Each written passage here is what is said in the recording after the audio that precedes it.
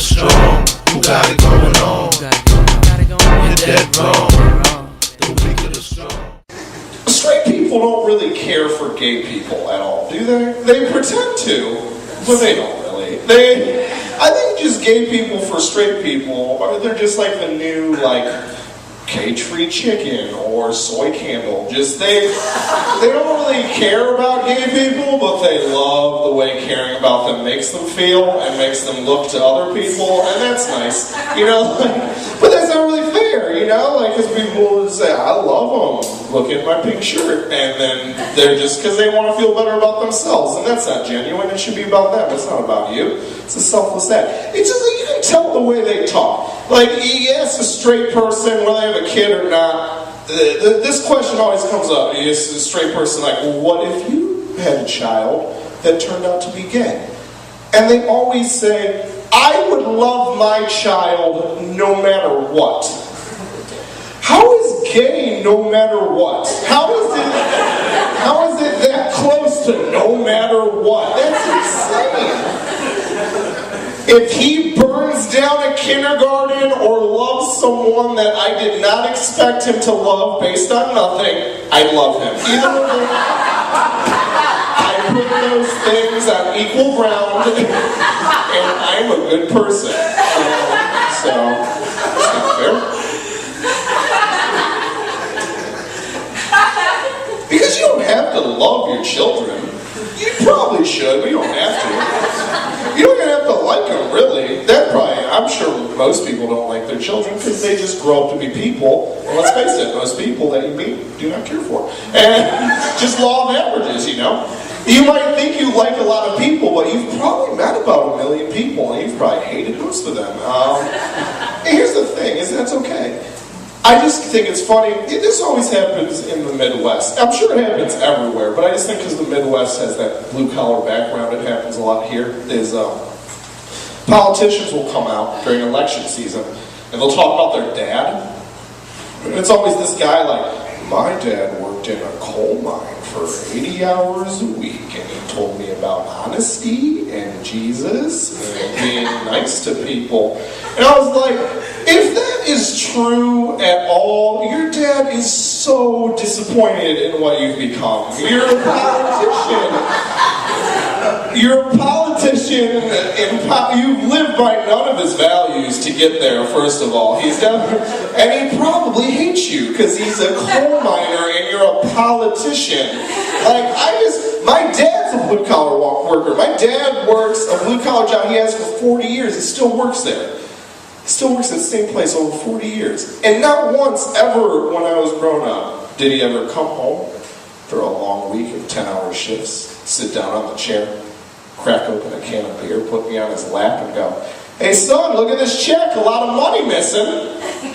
Well, at least it's going to honest people that I completely trust to do the right thing with it. At least that's happening, right? It is not, and he never said that.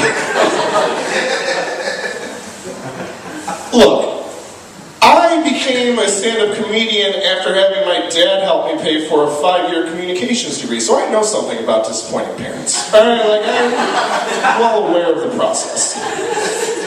But I don't think he could be any more disappointed in me if I became a politician. Unless I became his boss. That's probably the only thing he would hate more. Is I want to be your boss. Raised you wrong. And here's the thing, this other thing is I still like the idea of shaming people. We shame gay people, and that's mean, because they're just nice people just trying to be happy. That's not nice, but it's not that I think shaming people as a society is wrong.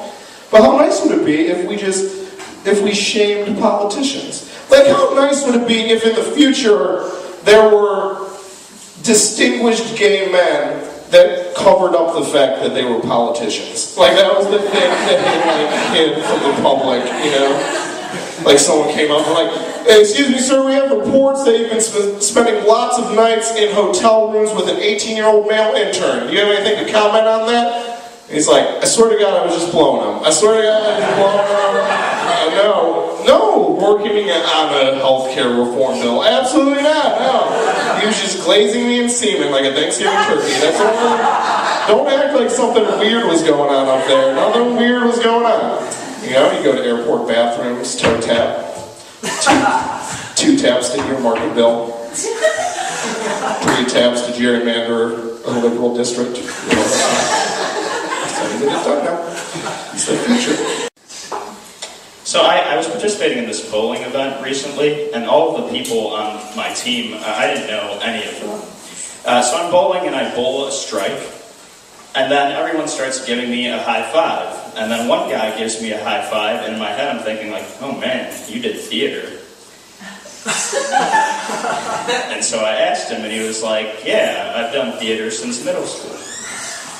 And I knew that based off the high five. Because if you're a person who has any like athletic ability, or you've done a sport, you know how to do a high five. Just like put your hand up, just go, yeah. Head out, high five. But if you've done theater, and you have like no athletic ability at all, here's how you do a high five.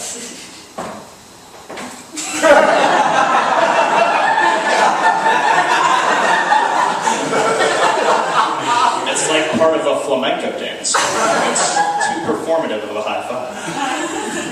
It's almost like he missed the second part.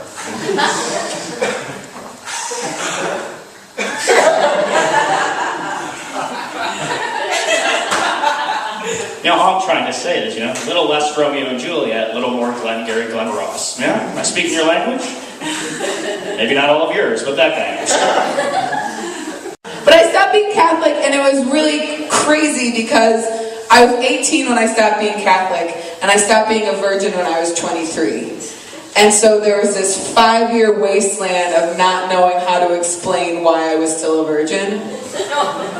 Because when you're Catholic, it's so easy. It's the easiest thing to explain because you're like, God wants this, and I'm waiting. And it's not that I'm not into sex. I'm not a prude. I'm just really specifically into future sex with this one man.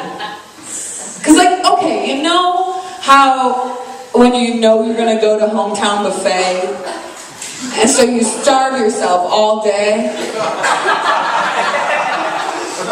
and then those mashed potatoes are really good because you waited for the mashed potatoes.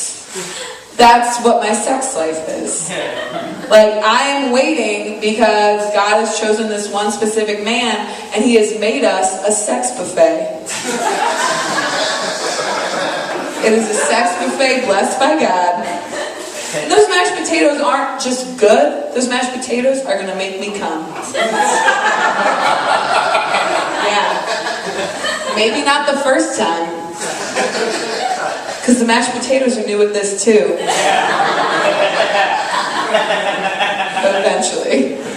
We could have strong. Who got it going on? You're dead wrong.